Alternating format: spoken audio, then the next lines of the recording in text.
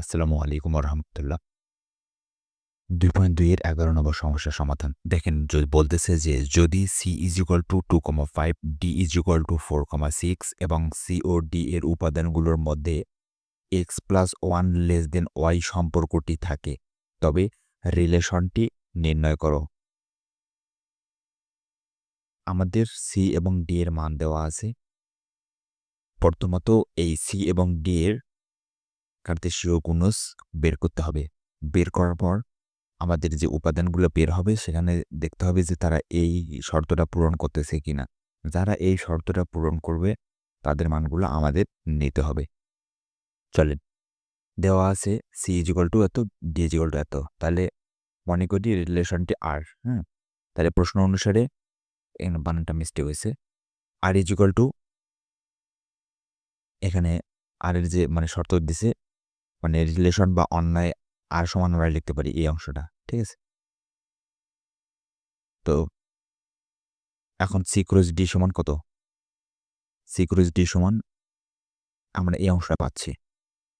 এটি কেন পাচ্ছি বা কিভাবে পাচ্ছি দেখেন, সি ক্রস ডি, সি এর মান আর ডি এর মান, তাহলে সি এর মান হচ্ছে 2, এখানে হচ্ছে 4, তাহলে কি 2,4।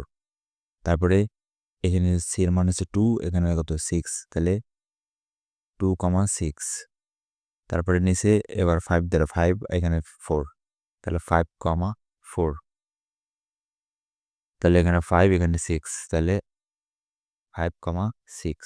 ওকে, তাহলে দেখেন কি আসতেছে, এই মানগুলো আসতেছে, তাই না?